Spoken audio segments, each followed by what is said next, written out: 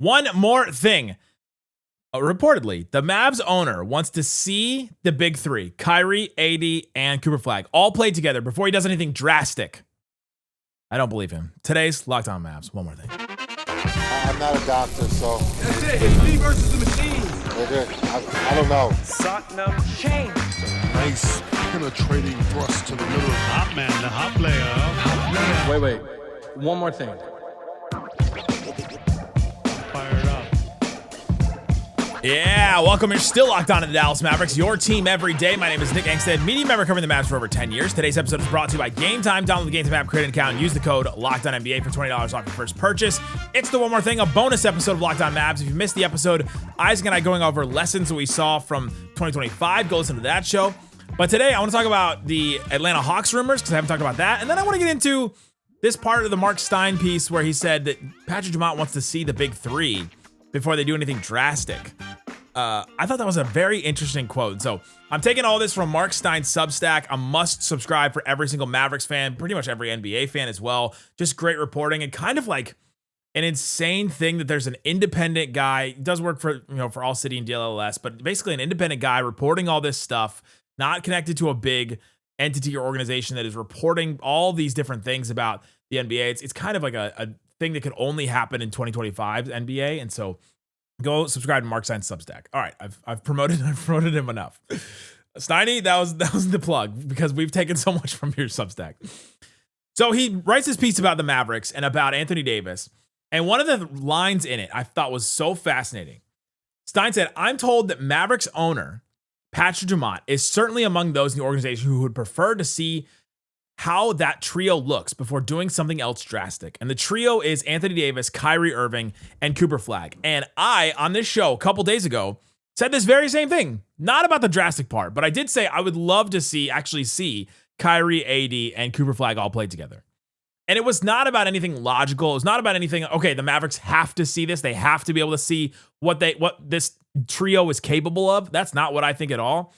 I just wanted to see it as a fan. I just wanted to see what it looked like. We've talked about it so much. For this to never happen and to never see the plans of Nico's plans. I'm not using the V word. I'm just not. For us to never see that, I think I would just like to see it. And I think it would be cool to be able to see it. But I don't think that they need to wait to see it before they trade Anthony Davis. If you get a good package for Anthony Davis, if you get a good trade package, pull the trigger. Do it right now.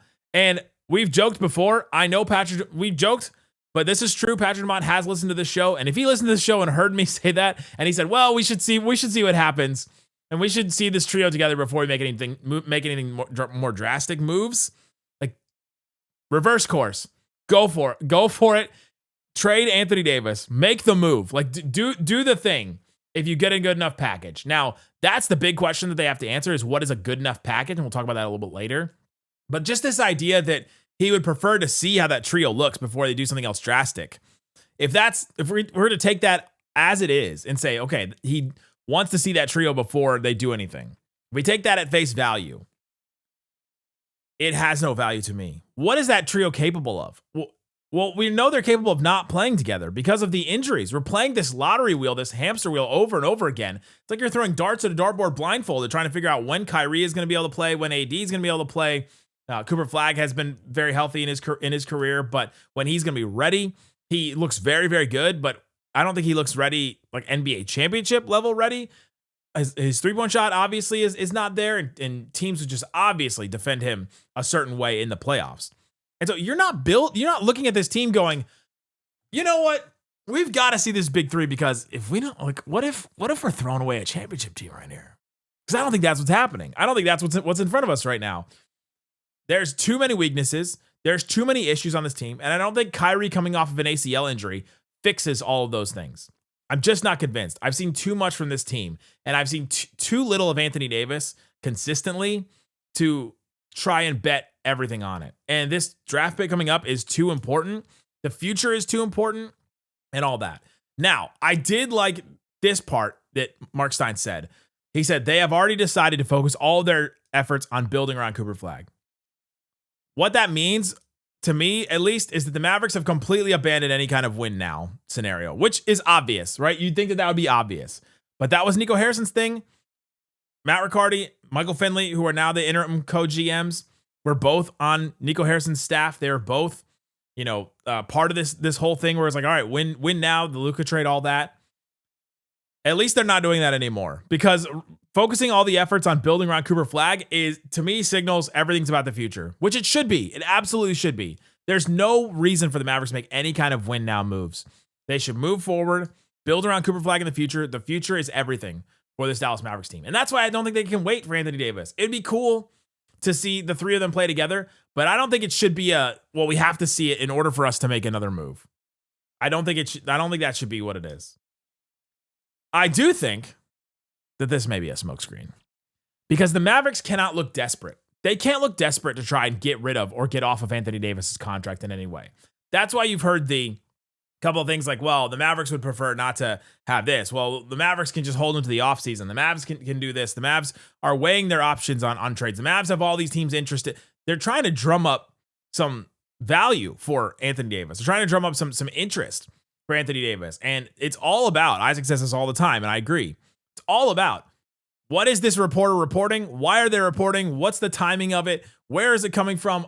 No, all that. Trying to figure out how it fits into this whole like tapestry of NBA rumor mill. Like, it is part of the whole thing. Isaac and I have both heard stuff from people in the organization and others, because they wanted those things to come out and because they wanted people to know about those certain things, right? And so because of that, why is this coming out now?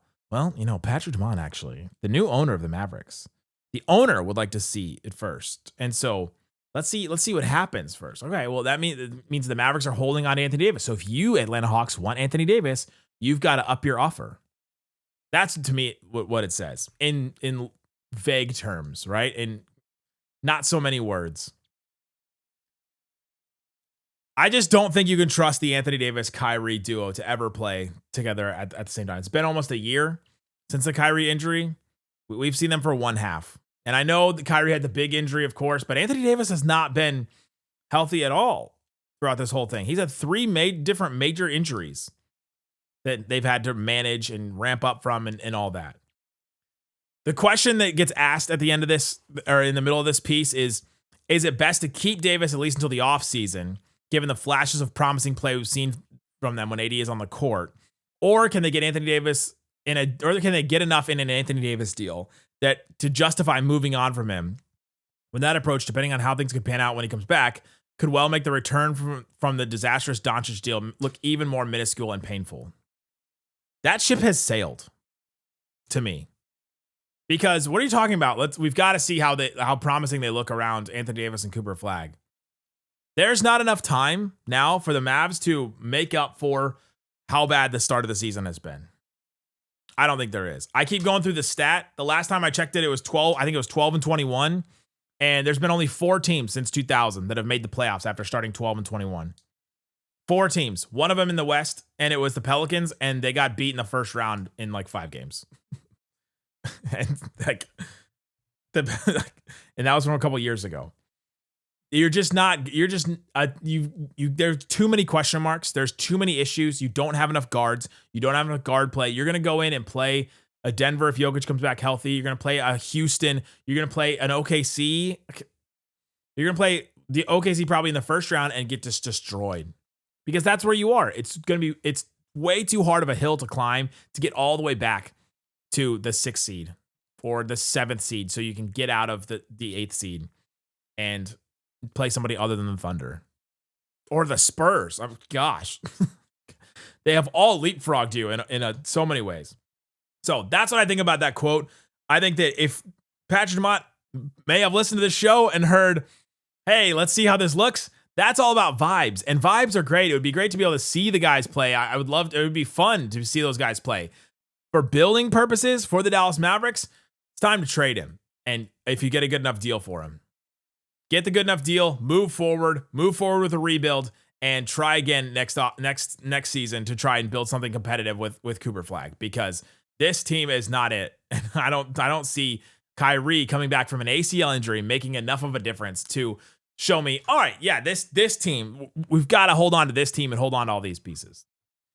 Coming up, let's talk about the Hawks rumors. Isaac and slightly talked about this yesterday, but I've got a couple thoughts on Risacher, got a couple thoughts on the picks and all that. So let's get into all that coming up.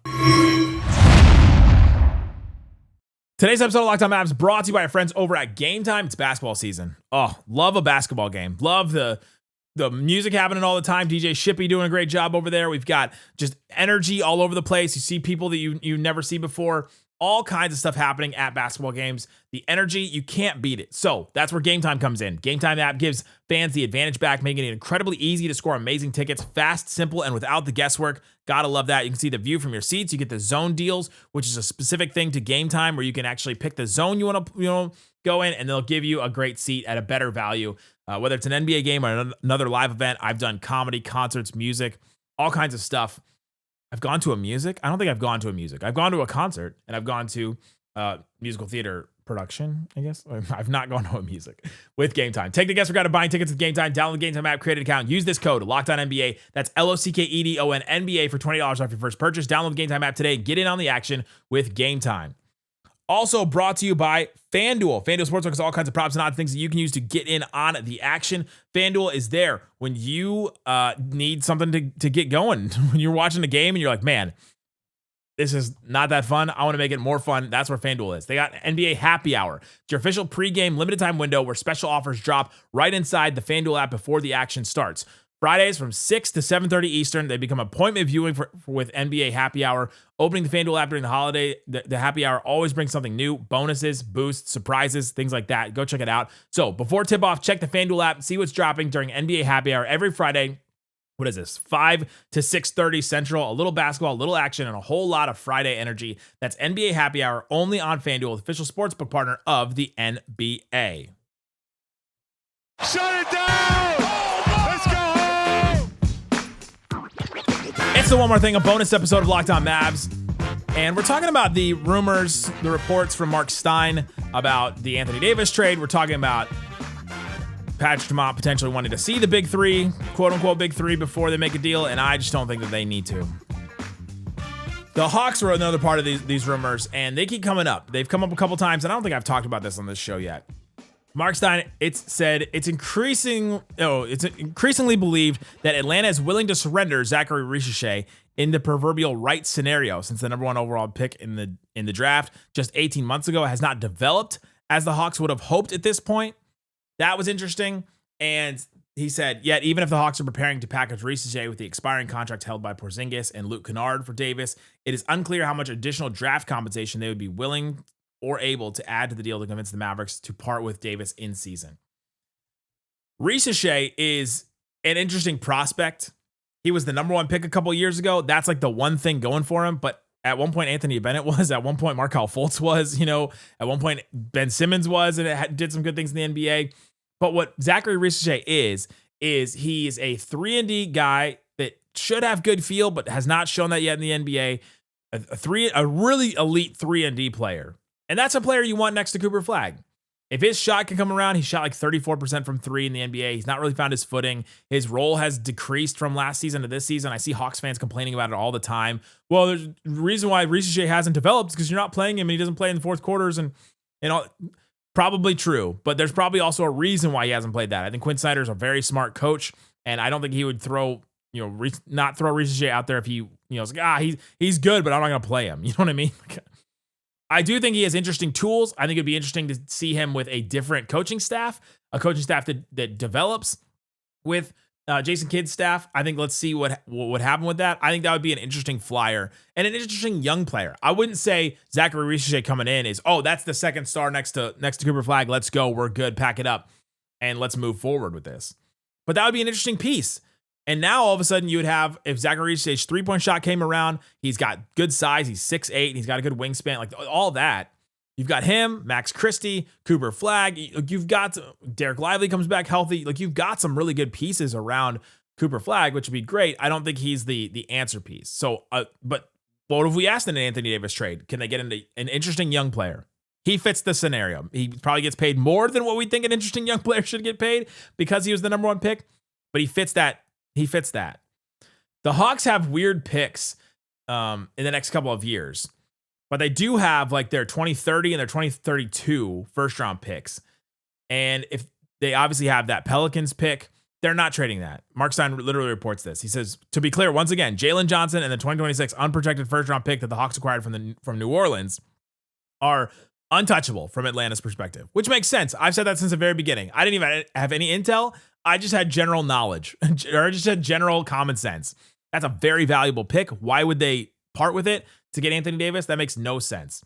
Jalen Johnson, obviously too good right now to part with him either. He's shown too much promise. So you're not getting those things from Atlanta. But to get one of those picks, 2030, 2032, plus Reese Shea, that's interesting. And yes, in the aggregate, the Luka trade will look awful still. What, you only got Max Christie, 2029 Lakers first, a 2030 Hawks first, and Reese Shea? Yeah, it's not great. It's not what you want. But it would be better than trying to keep playing this Anthony Davis injury wheel and keep coming back to this. And that's where I kind of land with it. And it would be cool to see Cooper Flagg and Kyrie Irving and Anthony Davis all play together. But the Mavs need to prioritize the future going forward. That's what they need to do. That's where I am with it. And I think Patrick Dumont should be in the same spot. Thanks for hanging out with Unlocked on Mavs. One more thing. Go check out the episode earlier today. We've got probably a 3-man weave with me and Isaac and Slightly coming up. And that should be fun. Thanks so much for listening to Locked on Mavs. Peace out. Boom.